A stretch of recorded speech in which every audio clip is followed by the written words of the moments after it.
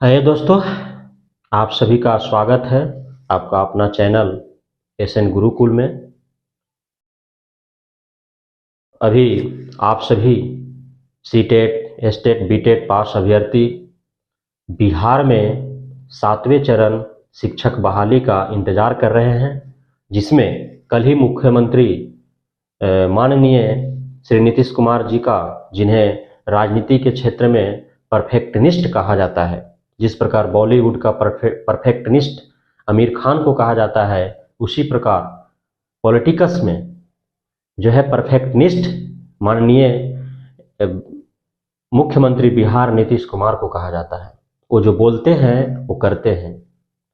तो उन्होंने कल ही घोषणा किया है, डंके की चोट पर कहा है, शिक्षक अभ्यर्थियों को उन्होंने आश्वस्त किया है कि जिस प्रकार छठे चरण शिक्षक बहाली के अंतर्गत 3.25 लाख शिक्षकों की बहाली की गई है, उसी प्रकार 7वें चरण शिक्षक बहाली के अंतर्गत भी लगभग 3 लाख शिक्षकों का इसी वर्ष बहाली किया जाएगा।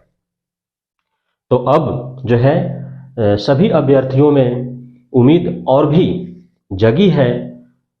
तो कुछ ही दिनों में आपको जो है शिक्षक बहाली देखने को मिलने वाला है। तो उससे पहले हमें उस 7वें चरण शिक्षक बहाली के लिए कौन कौन से जरूरी कागजात हमें इकट्ठे करके रखने हैं, ताकि उस समय जब डॉक्यूमेंटेशन होगा तो जो भी हमसे कागजात मांगे जाएंगे, हम उन्हें जो है प्रत्यक्ष रूप से उनको हम दिखा सके।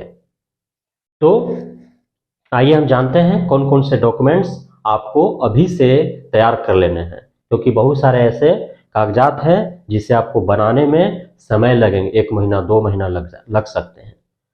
सबसे बड़ा समस्या उन लोगों के लिए है जिनका अलग अलग सर्टिफिकेटों में उनका नाम का स्पेलिंग अलग हो गया है, उनका नाम मिसमैच है, उनके पिताजी का नाम मिसमैच है। तो उन्हें जो है बोर्ड का चक्कर लगाने पड़ेंगे। तो उन्हें और भी अत्यधिक सतर्क होने की आवश्यकता है कि वे अभी से ही लग जाएं और सारे डॉक्यूमेंट्स का जो उनका नाम है वह जो है मैच करवा लें। उनका स्पेलिंग मिस्टेक हो या नाम में कोई अंतर हो कैंडिडेट के नाम में या पिताजी के नाम में, तो सारे ठीक करा लें। तो आइए जानते हैं कौन कौन से डॉक्यूमेंट्स आपको जो है अपने फाइल में रख लेने हैं अभी से ही। पहला है 10th मार्कशीट, यानी कि 10वीं का अंक पत्र आपको होने चाहिए और सभी ओरिजिनल डॉक्यूमेंट्स होने चाहिए। ओरिजिनल डॉक्यूमेंट्स के साथ साथ 3-4 जो है इसका फोटोकॉपी भी आपको साथ में फाइल में रखने हैं। 10th सर्टिफिकेट यानी 10वीं का जो प्रमाण पत्र आता है, 12th मार्कशीट यानी 12वीं का अंक पत्र, 12th सर्टिफिकेट 12वीं का प्रमाण पत्र, ग्रेजुएट मार्कशीट स्नातक का अंक पत्र, ग्रेजुएट सर्टिफिकेट स्नातक का प्रमाण पत्र, डीएलएड मार्कशीट, आप डीएलएड किए हो, बीएड किए हो, बीएएड किए हो, बीएससी एड किए हो, बीटेड किए हो, है ना, जो भी आप शिक्षक ट्रेनिंग आप लिए हो, तो उसका जो है आपको मार्कशीट और उसका सर्टिफिकेट दोनों आपको रखने हैं। आधार कार्ड आपको रखने हैं। सीटेट बीटेड एस्टेट का मार्कशीट यानी कि सीटेट बीटेड एस्टेट का अंक पत्र, सीटेट बीटेड एस्टेट सर्टिफिकेट अर्थात सीटेट बीटेड एस्टेट का प्रमाण पत्र, रेसिडेंस यानी डोमिसाइल सर्टिफिकेट अर्थात आवासीय प्रमाण पत्र, कास्ट आप ओबीसी हैं, एससी हैं, एसटी हैं तो कास्ट सर्टिफिकेट अर्थात जाति प्रमाण पत्र आपको बनाकर रखने हैं। जो जनरल कैटेगरी में है उन्हें कास्ट सर्टिफिकेट की आवश्यकता नहीं है, लेकिन आवासीय प्रमाण पत्र उनको भी चाहिए। इनकम सर्टिफिकेट, आय प्रमाण पत्र चाहिए। पीएच सर्टिफिकेट, जो दिव्यांग है, जो फिजिकल हैंडीकैप्ड है, पीएच माने फिजिकल हैंडीकैप्ड है ना, जो शारीरिक रूप से दिव्यांग है, उनका दिव्यांगता प्रमाण पत्र जो है उन्हें रखना है। क्योंकि आप जो 7वीं चरण शिक्षक बहाली का जो नियमावली आ रहा है उसमें दिव्यांग लोगों को जो है उनके आवास से यानी उनका जो रहने का स्थान है उससे जो है नजदीक स्थल पर ही उनका कोई विद्यालय दिया जाएगा, ताकि उनको आने जाने में सुविधा हो। तो इसलिए आपको दिव्यांगता प्रमाण पत्र रखने हैं। ईडब्ल्यूएस सर्टिफिकेट, ईडब्ल्यूएस का मतलब होता है इकोनॉमिकली वीकर सेक्शन, यानी कि आर्थिक रूप से पिछड़ा वर्ग का प्रमाण पत्र होना चाहिए। जो आर्थिक रूप से पिछड़े वर्ग हैं तो उस कैटेगरी में जब आते हैं तो आपको उसका प्रमाण पत्र भी आवश्यक है। एनओसी सर्टिफिकेट, एनओसी मतलब नन ऑब्जेक्शन सर्टिफिकेट, अनापत्ति प्रमाण पत्र। एनओसी उन वैसे लोगों को जरूरत है जो पूर्व से किसी सरकारी विभाग में कार्यरत हों और वे वहां छोड़ करके शिक्षक बहाली में आना चाहते हों, तो उन्हें जो है वहां से एनओसी लेना चाहिए ताकि उस विभाग को जो है वह अनापत्ति प्रमाण पत्र आपको दे कि यदि वह उस विभाग को छोड़ करके शिक्षक के रूप में यदि कार्य करना चाहता है अभ्यर्थी, तो उस विभाग को कोई आपत्ति नहीं है, तो उसके लिए अनापत्ति प्रमाण पत्र चाहिए।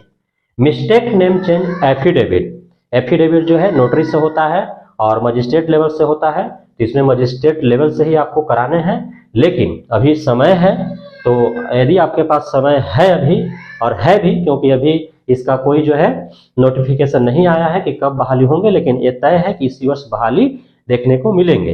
हो सकता है इस वर्ष के अंत तक जो है आपको देखने को मिले, तो अभी से आपको काफी समय है।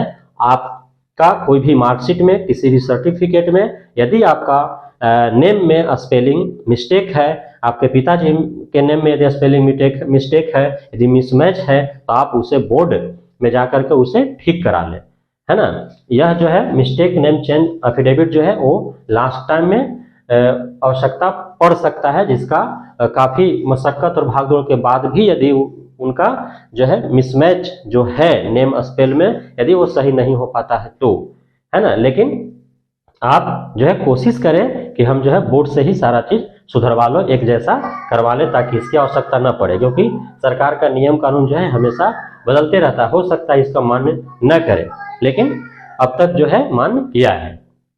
तो इस प्रकार जो है आपको डॉक्यूमेंट्स, लगभग इतने डॉक्यूमेंट्स आपको रखने हैं।